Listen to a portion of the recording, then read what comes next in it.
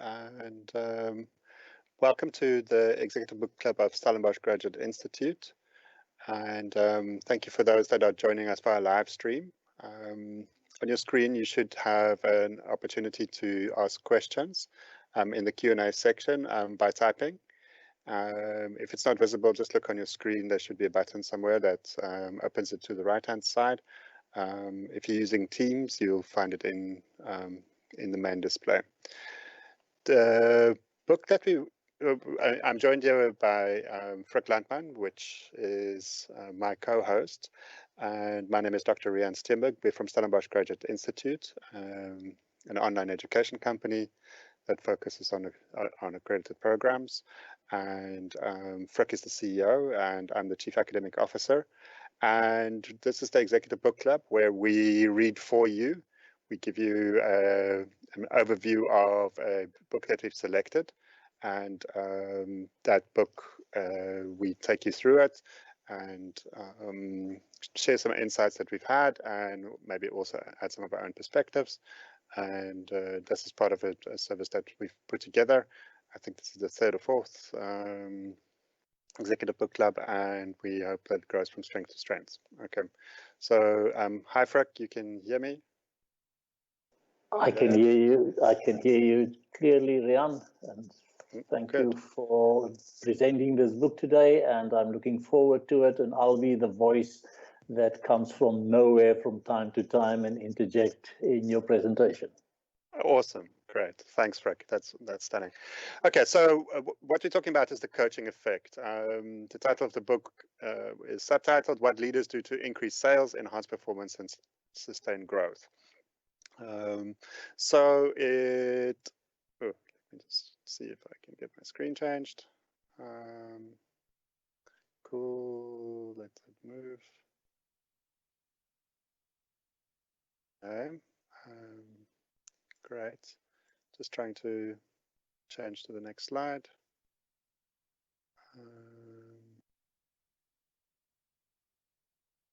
Okay, just struggling here for a second.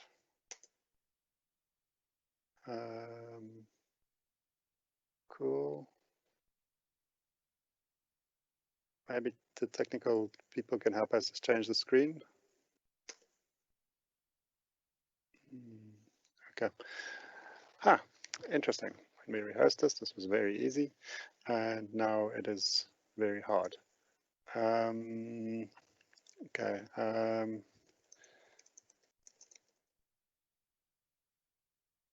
Okay, so I'm going to ask somebody just to look at that for us. Okay, great. Okay, so the book's about 147 pages. I read it on Kindle. It was very easy read on Kindle, very few pictures, etc. It's also available in hardcover, and there's also an Audible book. I suspect the Audible book will be quite good because it's a kind of chatty type of style of writing, so I think that would be a good one to listen to. It takes about 3-4 hours to read. I think your kind of typical airport read.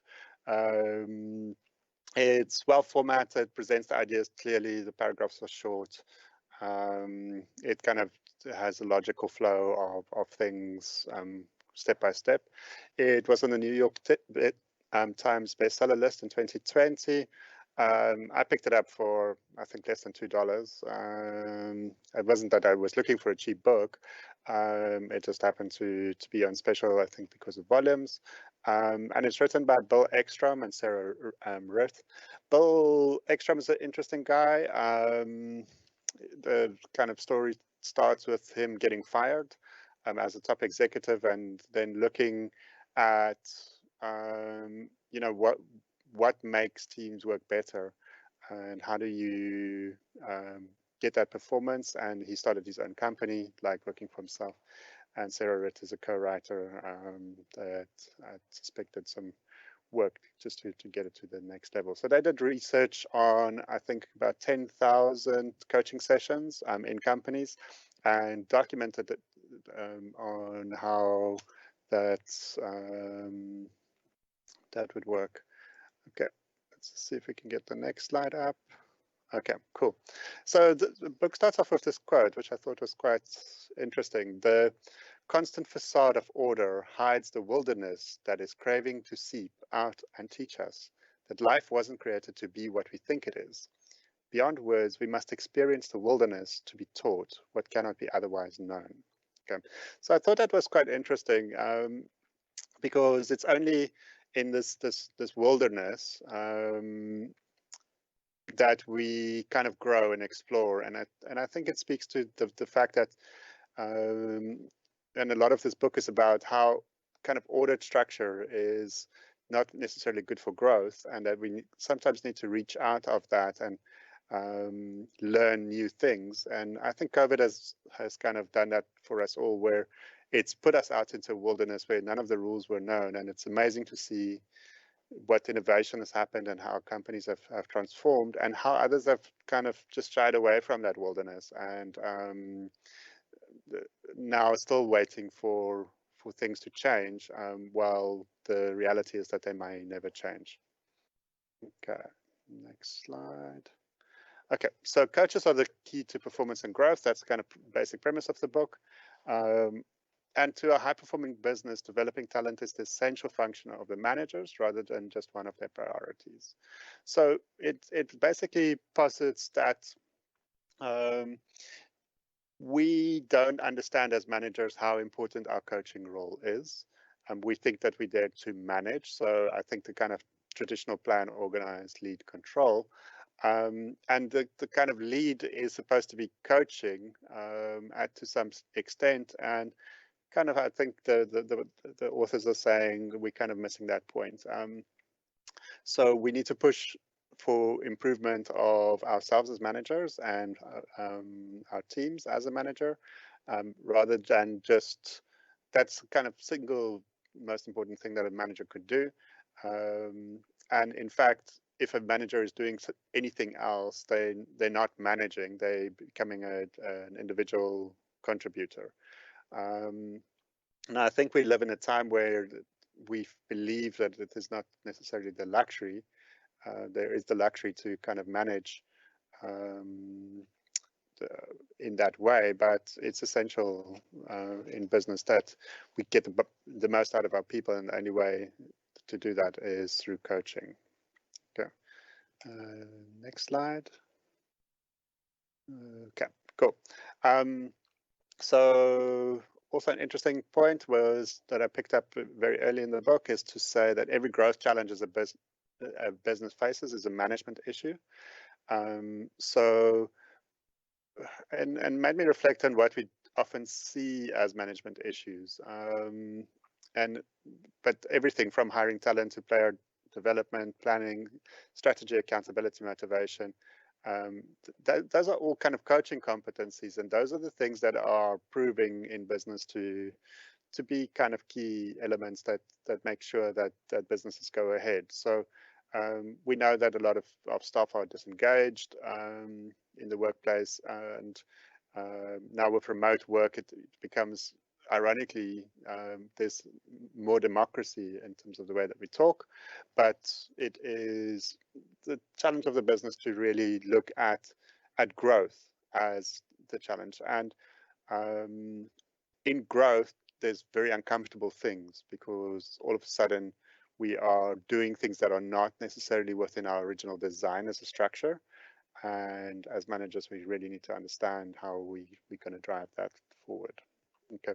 If at any point in time you feel you want to ask questions, please feel free to do so in the chat box, and we can go from there. Cool. I'm not sure if I'm changing this or somebody else is. Okay, cool. Okay, so the interesting kind of framework that they are working through in the book, and I think the kind of core of it is to say, to put this idea of growth rings there, to say, well, you know, comfort is interesting, but not useful. And the male author, he did a TEDx talk on why comfort will ruin your life. Very interesting, and kind of very complimentary to the book. So please feel free to check that out. About 14 minutes long. And discomfort is that place where we depart from our kind of ordered life, and then we create new perspectives and growth. They originally set out to kind of look at the science of discomfort, which is kind of what attracted me to the book. Is there a science to being uncomfortable? And a key finding after doing this 10,000 kind of surveys and working through all of this coaching is that the environment dictates growth. And on screen you should see a goldfish in a bowl, and a goldfish that was caught in a dam. And that kind of gives you the sense that we look at our environment, and that determines the kind of size at which we're thinking. And that's important for us to realize. And when I think about Africa and its development, I often reflect on the notion that when a person in India wakes up, they know that there's a billion other Indians that are going to compete for the same resources today. And when a person in China wakes up, they also wake up and know that there's 1.5 billion Chinese people that are competing for the same resources today.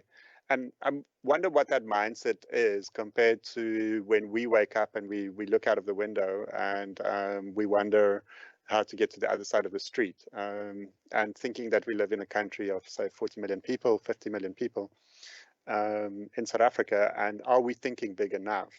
And it's that big thinking that creates the environment in which growth must happen, can happen, and without that, the growth rings, which we'll talk through now very briefly, is a framework that kind of challenges us to think about it differently and to approach it in another way. Riaan, if I can interject here, I was just curious now, thinking when you speak of this, is the challenges in the environment only a matter of the size of the environment, or is there also the kind of life conditions that prevail in that particular environment that adds to the growth?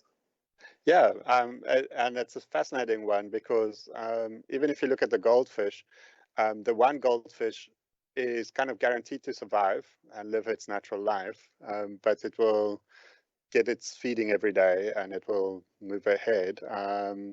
And then the goldfish in the dam is very likely to be eaten long before they grow, they're bigger, but they're having a healthy, more productive life. They living their lives in a different way. So yeah, absolutely, it is not.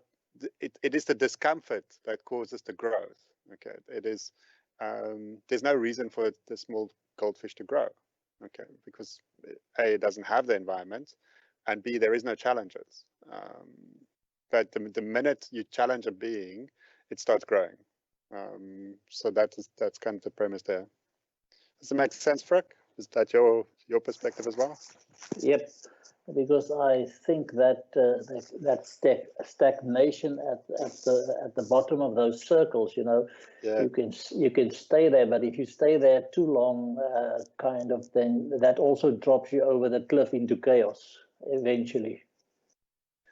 Yeah, absolutely. I think what I found quite interesting is that there's very little space between stagnation and chaos. I think it is the first and the second rings that they go through. It is, and complexity is kind of the higher version of it. Cool. I'm just gonna do this. Okay, great. And then I'm going to see if I can change the slides, because I'm struggling to change them.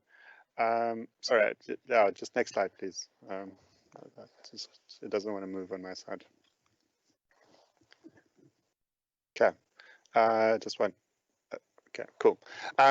Stagnation happens when kind of the way that they describe it in the book is to say there's too many steps to everything. You need to get permission for everything. It's a kind of permission culture. You have an organization that ends up dealing with the minutiae that stifle creativity, independent thought, or action. You know, whenever we have a problem, the way that we do it is we go and write a policy and we add 10 steps that needs to be done every time and signed off by 12 people to make sure that everybody has done their work. Okay, so we get layers on layers of people that are essentially not adding value.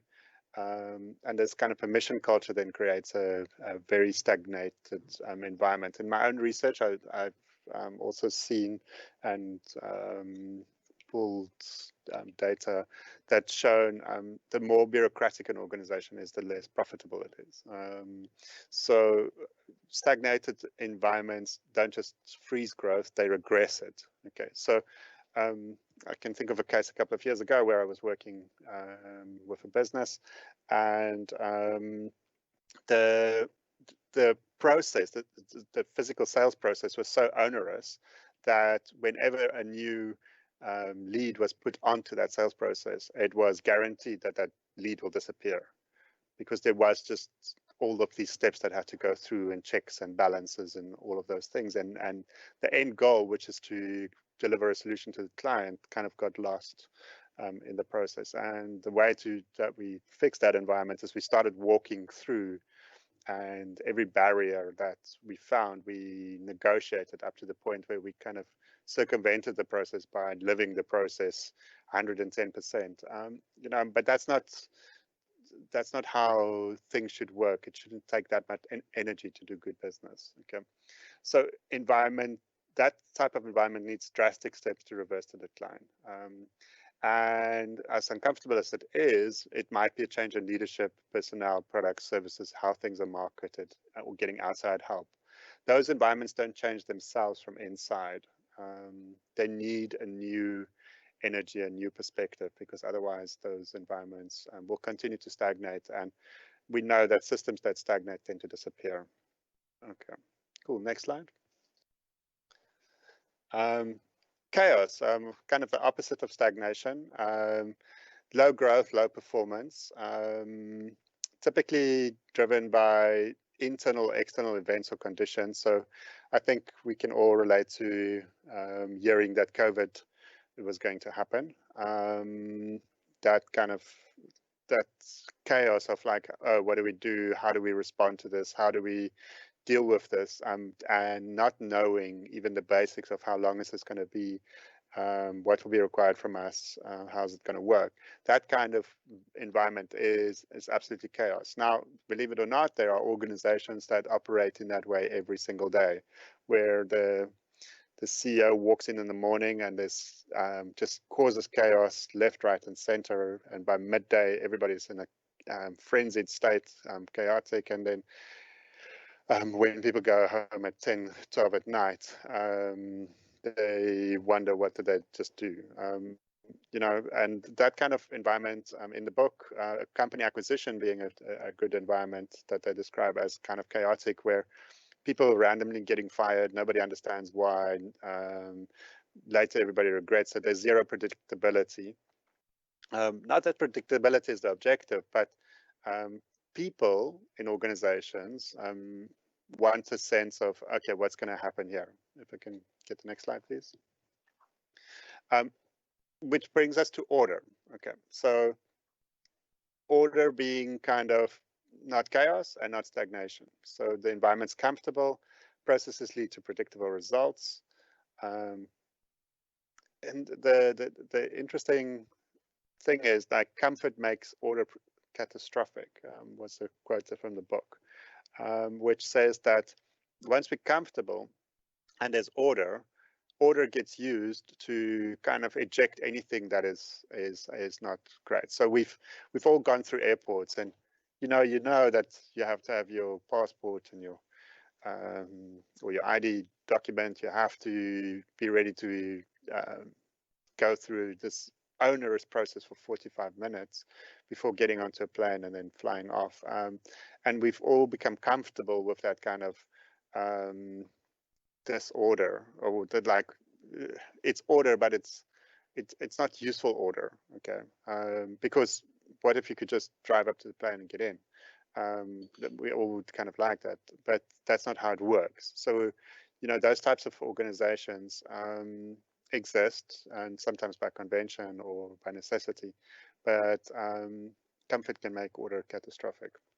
So consistent input leads to predictable, desirable, and repeatable outcomes, which for the longest time in my life, I thought that that's very important. But that's great for safety environments, not okay for businesses that need to grow.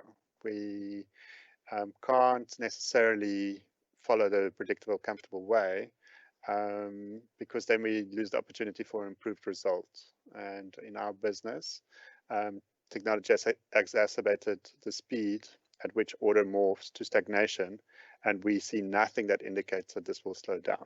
Okay. So Riaan, to me, the biggest danger here in order, although you need it, because you can't live in chaos all the time, it's not sustainable. But the biggest danger here in order is complacency. Yeah, and also if we'll get to a little bit later, but if we look at order as we have the right tools to do amazing things with, then that changes the energy of order. And I think that's, so complacency is the kind of bad side of order, but the good side of order is, does this order give me the tools that accelerates my business? Okay, and that's what's interesting. One of the case studies for order is Blockbuster. We all used to go to the video store and take out videos. They had 84,300 employees. They did a $5.9 billion turnover. They collected 800 million in late fees. Netflix was offered to them to buy for $50 million. Blockbuster closed its door in 2019 after years of terrible losses and no ability to come back. And that is complacency, as you said, like being very comfortable with their market. I mean, so much so that they charge people $1 billion every year for bringing back the videos late. Okay. And today, I mean, it's inconceivable that there's a world without Netflix or streaming services, because that's how most people consume their stuff, and nobody will ever be charged a late fee. You know, so all business models tend to disappear if they don't innovate. Okay, next slide, please. Okay, which brings us to complexity. So the idea here is that complexity is the only environment that creates exponential growth. Okay, so and that like is immediately a counterintuitive idea, but the idea is that if we change the inputs, we don't always know the outcomes. We can change the system in positive, unpredictable, undesirable ways, but from that as well comes our new products and our growth. And inherently, those scenarios, as we are working through them, create unpredictable outcomes. So we just have to kind of deal with that. There are going to be unpredictable elements within this equation, and if we don't play with it right, well, if we don't do that, we won't grow. That's just kind of the essence of complexity. So it is discomfort. And I love this quote from the book, which says, while not all complexity creates discomfort, all discomfort is caused by complexity. So that was fascinating because, yeah, okay. Sometimes things are complex, but we don't hurt because of it. But other times it actually, oh, is my sound disconnected? Hi, can you still hear me? Yes, I can hear you clearly. Oh, okay, cool. Okay, great. Okay, let's confirm that's back. Okay, great. So interesting stat, 52% of managers refuse to accept the discomfort of complexity. And if they started dealing with that and accepting that things are complex and looking at the complexity, reveling in it and managing it, so all the different options by which, say, customers could pay, different products, new markets, channels, all sorts of things, that would increase sales. Okay, wouldn't necessarily make it easier, but that's not the objective. And I think that's kind of where we get into a trap sometimes. We think that things should be easier, not necessarily that things should actually work. Okay. So, cool. So Riaan, if Yeah. you're in this is very interesting to me that 52% of managers refuse to accept the discomfort, and I'm just wondering, why, and maybe that's a study on its own, but the complexity environment offers you a lot of potential futures. So there's a lot of unknown knowns in that space, but you need much trust in an environment like that. The psychological safety must be in place to actually really operate and optimize the complexity or the potential futures given to you in that context.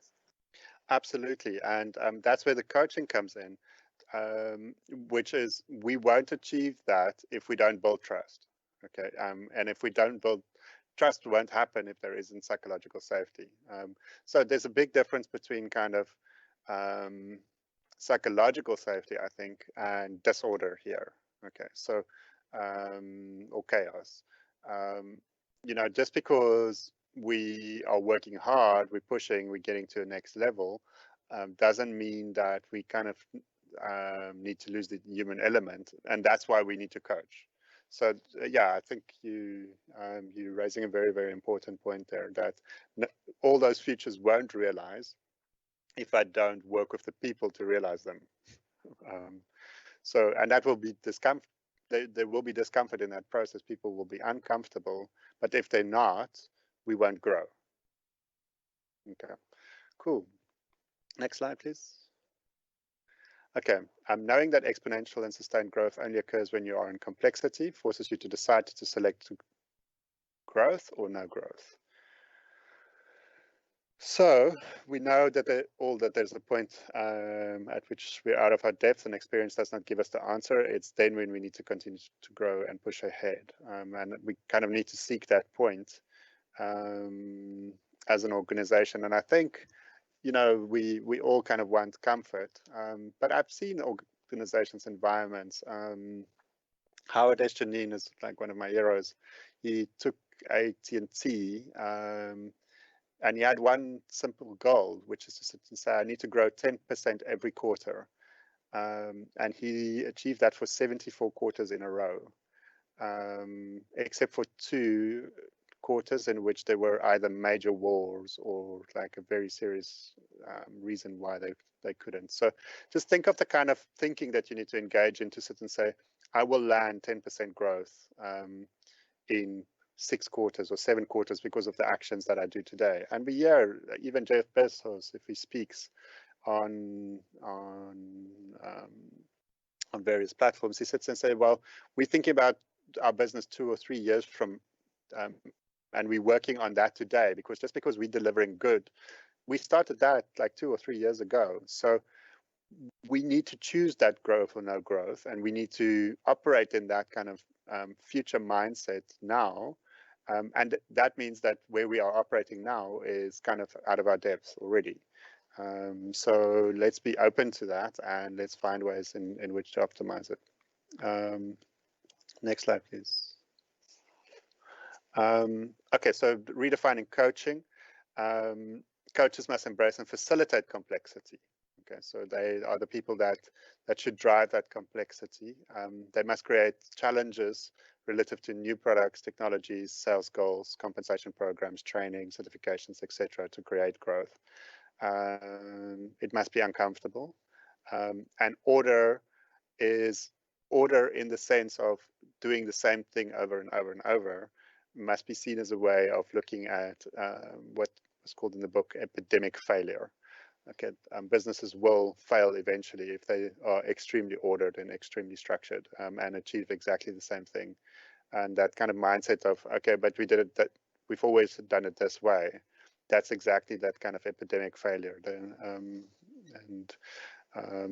I think we've all been taken out of that epidemic state by an epidemic recently. So very interesting language. Next slide, please. Okay, so it's kind of a double negative here to say no business should not know what the coach needs to achieve. Okay, so we're very happy to measure our salespeople by their sales activity. We're very happy to measure our salesperson by kind of what's the customer feedback and even the coach feedback. So what kind of quality do they? But do we ever set the measures for the coach? What should the coach achieve with that salesperson? And how do we rethink what that coach needs to be doing. What is the kind of key metrics of coaches? And the book offers a very interesting framework, which I found challenging. Yeah, it's a different way to look at things, and we'll show some of that just now. So every business has the opportunity to transform and elevate the performance of every employee on every team. Okay, so I think it's rare. I'm not saying it's impossible, but it's rare to find a person at their absolute potential. Every person, when challenged, when put into an extreme environment, a more challenging environment,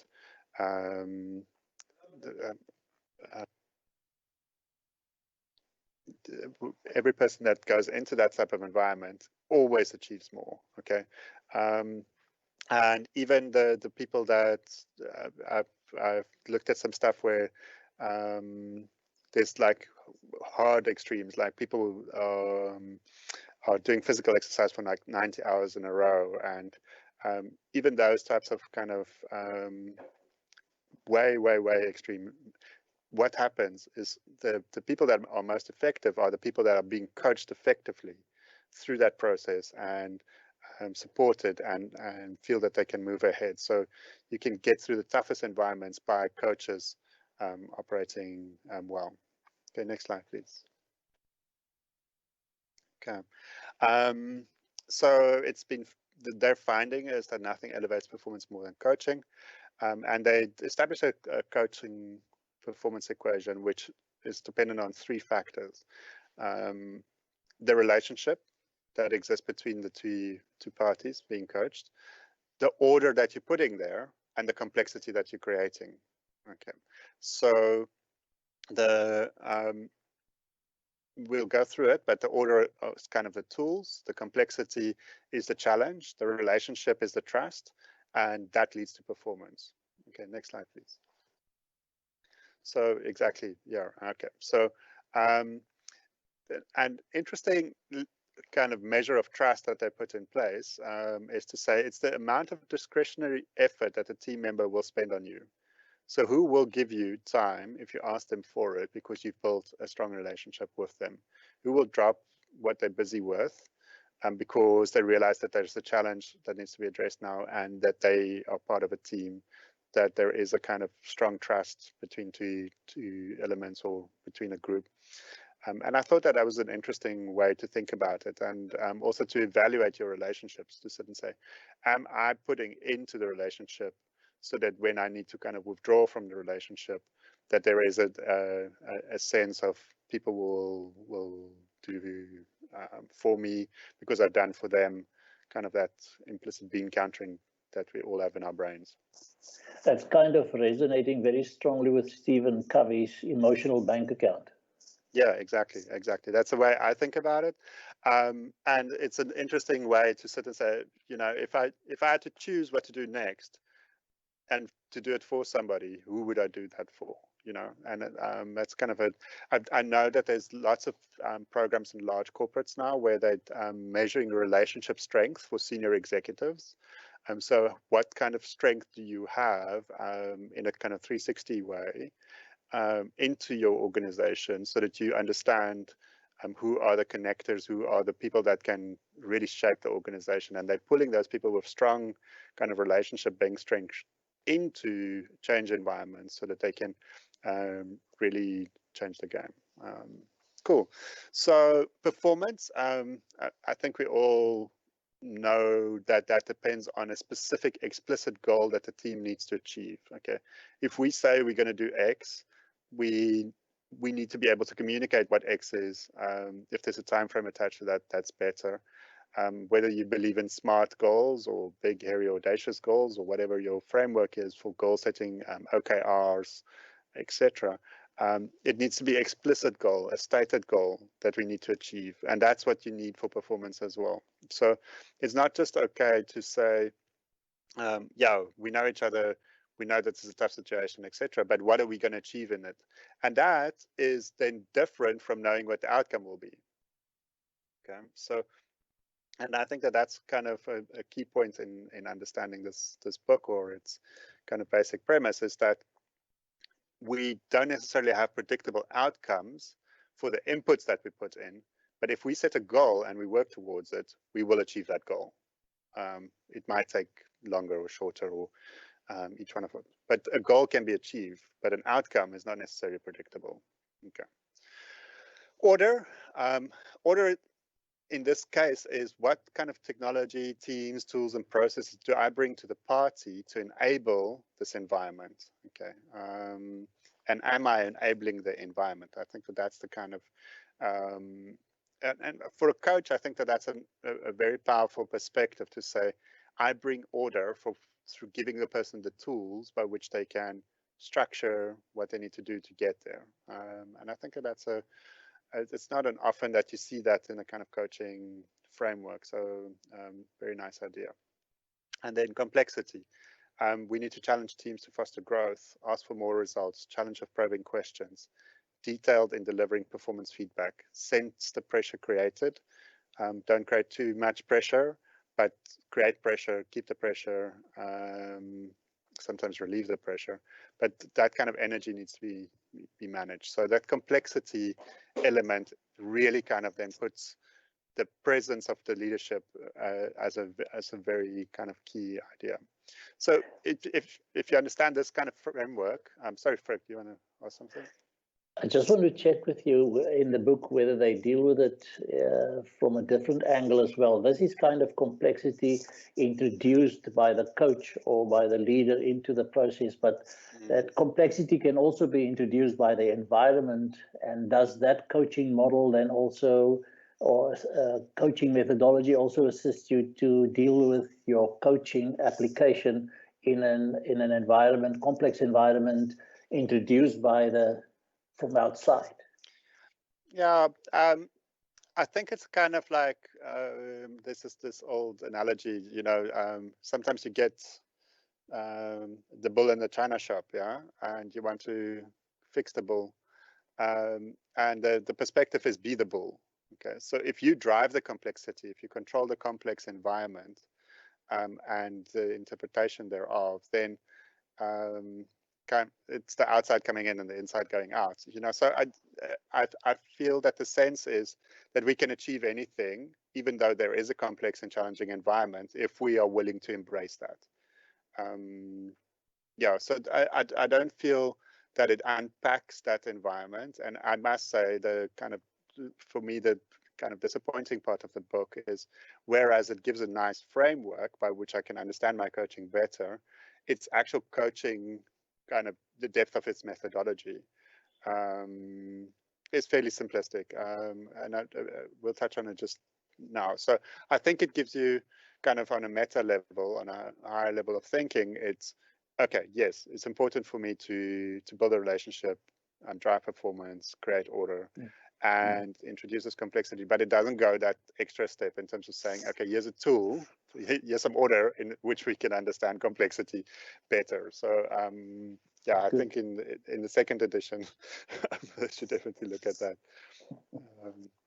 Next slide, please. Okay. So if we then break that down, and when you read coach here, you should also read manager. Must develop relationship, order, and complexity to maximize individual and team performance. Okay.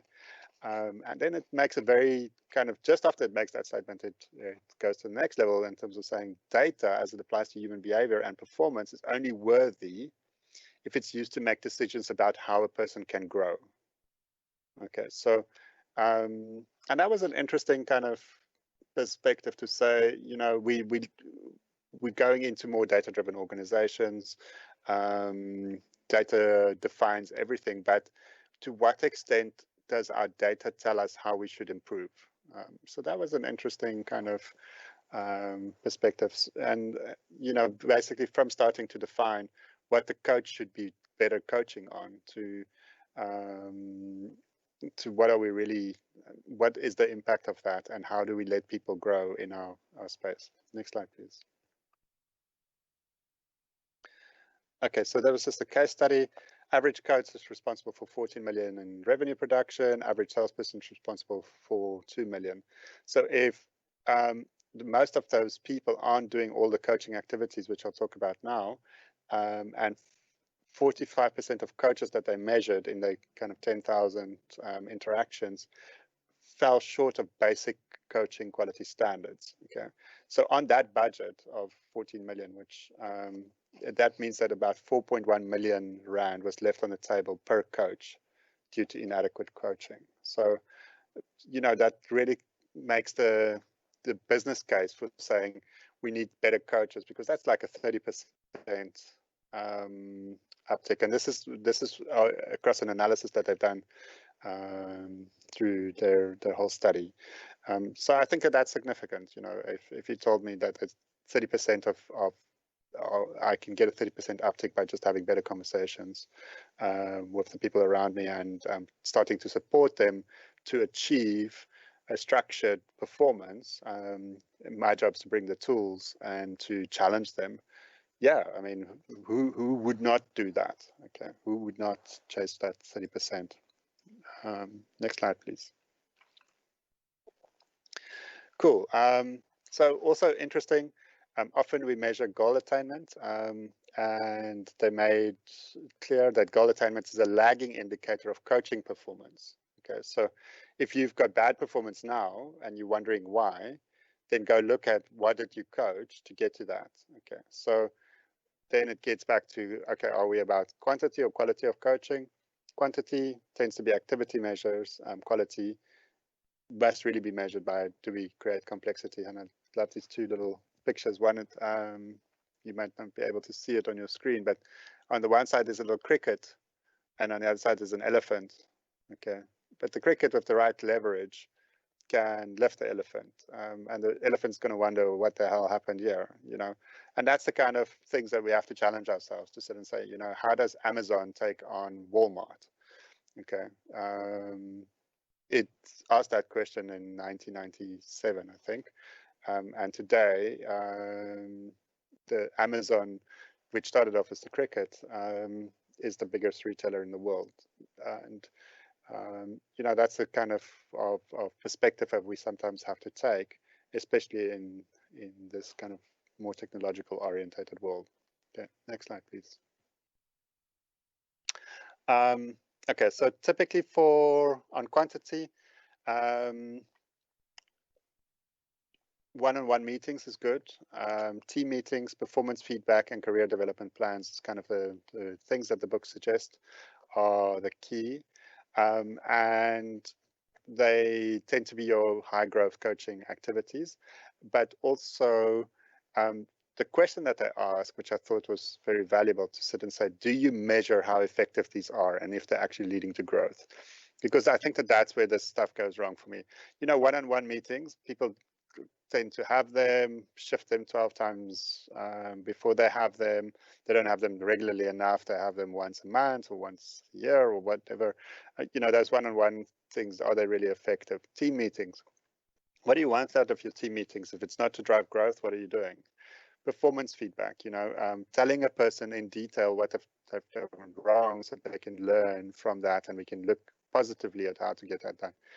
And for me, the most fascinating thing about career development plans is that we often coach people into their next positions outside of our organization. You know, the career development is, how does your career in this organization look? And it doesn't necessarily mean that you will get a promotion, but that's what it becomes. So, you know, career development has become ineffective as a tool in a lot of organizations, because we're all just kind of pushing for the next level, and we've got flatter organizations. So the next level is out.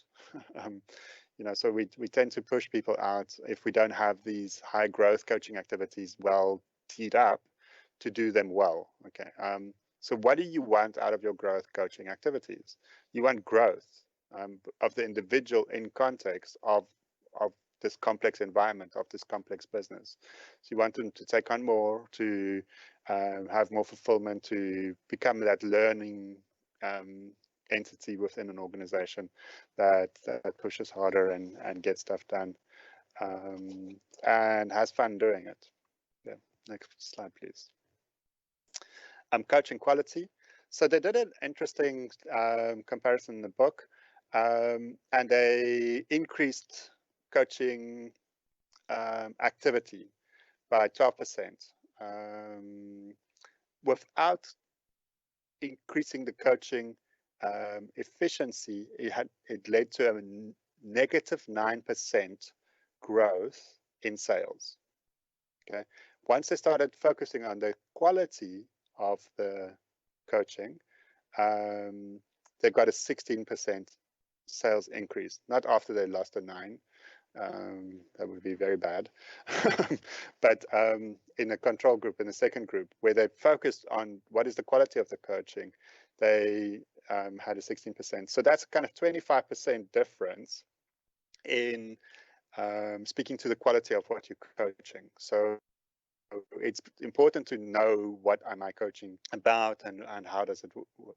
And also the coaching quality is, they kind of made the point to say nobody's better equipped to communicate coaching insights than those who are being coached. So the job of the coach is not to tell people how they're doing, it is to facilitate the process of them discovering how they're doing it themselves. So and that's a far more powerful and motivating thing when you kind of figure out, oh, okay, but this is what I could do better, and you start doing it and you see that it's actually improving. Okay, next slide, please. Okay, so I think this is a very important element of the book. I would like for them to spend a little bit more time on it, but they talk through the section where they or chapter where it's through the eyes of the team. So how do you measure the overall coaching? What's the impact and the culture? What kind of relationship building things are we doing? How are we listening? How are we putting order into the environment? What kind of coaching activities are we doing? What kind of consistency are we achieving in that? And then complexity. What are we doing to develop our skills? What are we doing to be that catalytic factor in the environment? For me as a coach, what am I doing to stimulate the next element of growth? And kind of what's my growth objectives and how am I pushing that and evolving it in line with the capacity as people are moving along? So this kind of framework, you can sense that if you develop this a little bit better, you can get to a point where you are building some consistency in your coaching practice, really focusing on the quality of it.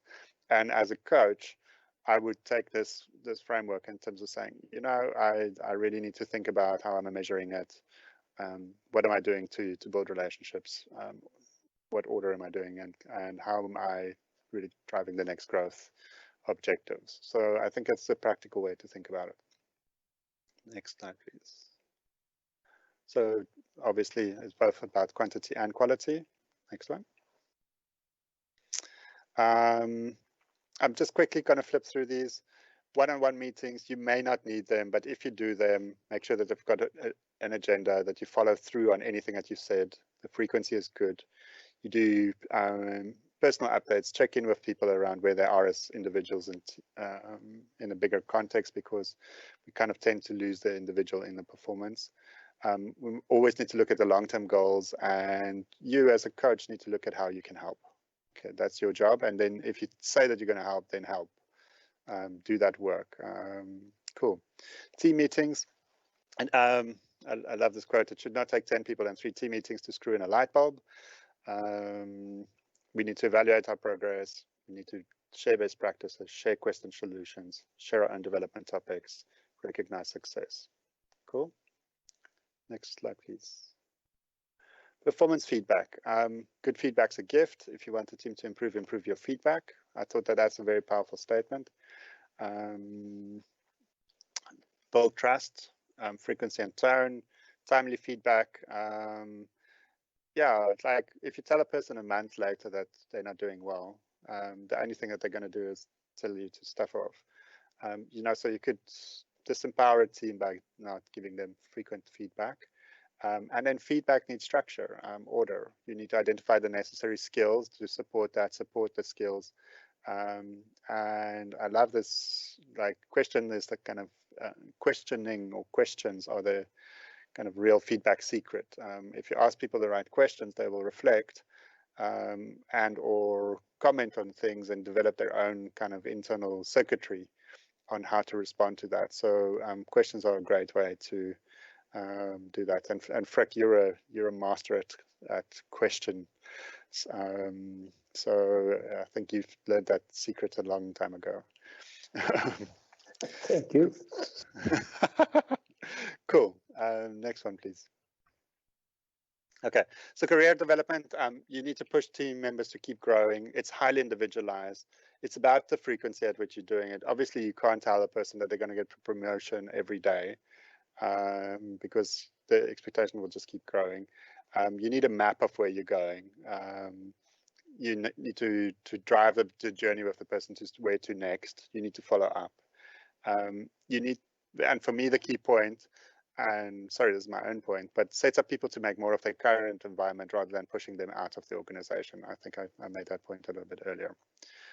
Cool. So career development is very, very important, but I think we've become too accustomed to this as being like, you know, talking about my next promotion and kind of, I think that this is why performance management failed as well, is because we linked this career development discussion to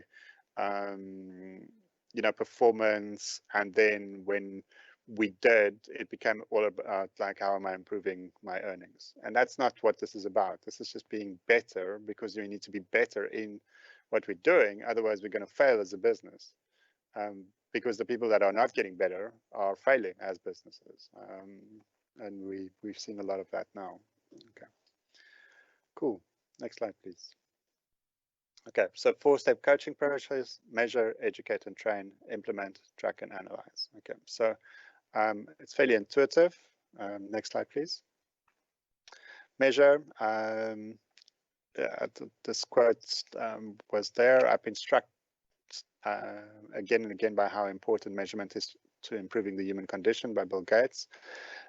Measurement always starts with a baseline, and I think that that's something that people forget, is that you need to start somewhere and then decide to make that better, and then track against that goal. So that's kind of in the measure, even from your coaching perspective, is where are we starting and what are we going to, so that we can get that baseline in place. And assessments and those types of things are very, very important. So we've got something now which we're doing Gallup strengths assessments and Gallup coaching.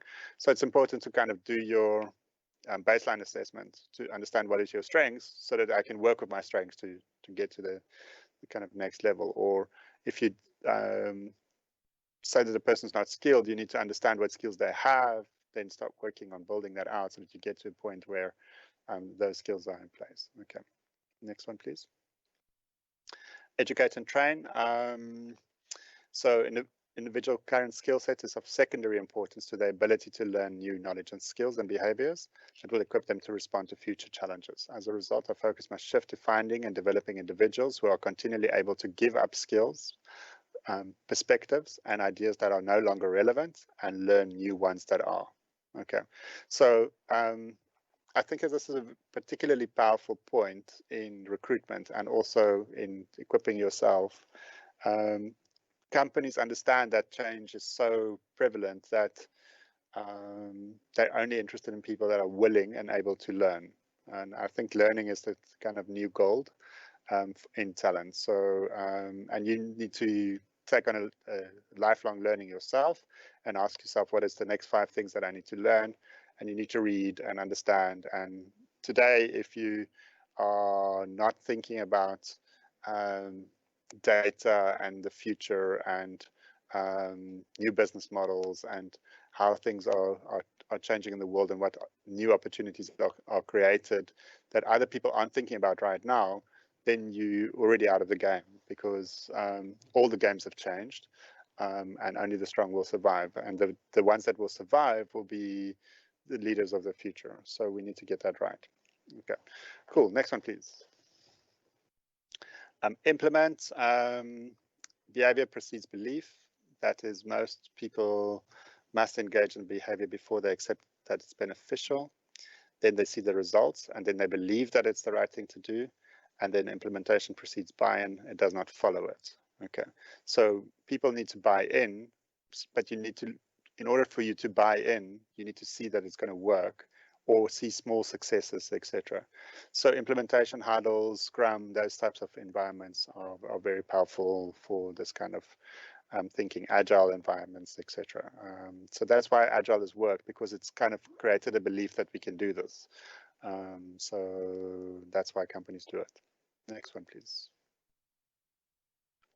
Track and analyze. We know that most decisions are not binary, and there are usually better answers waiting to be found if you do the analysis and involve the right people. So it's not just yes or no. Sometimes we need to kind of step back and, as coaches, allow ourselves to track and analyze and give our coachees the ability to track and analyze their own progress so that it becomes sustainable and it becomes something in the feeling. Okay, cool. Next one, please. Okay, so that kind of is what I needed to say. Just next step, some of the things that you can do to support it. So the overall kind of conclusion is it's a good book. It's a quick read. It's something that you can pick up. And, you know, in terms of this presentation, I think I've covered most of it.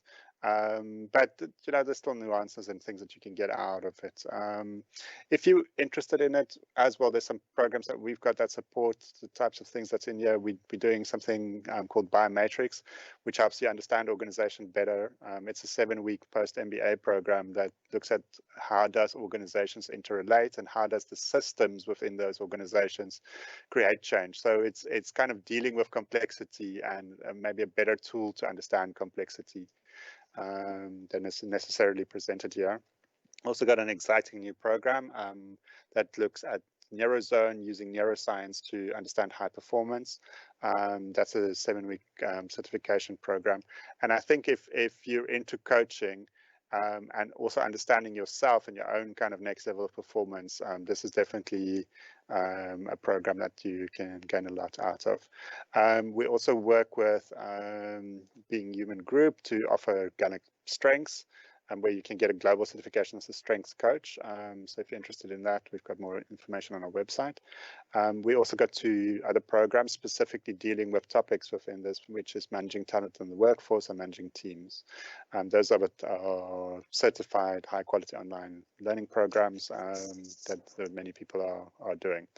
So kind of that's my vision of events. Yes, Brooke.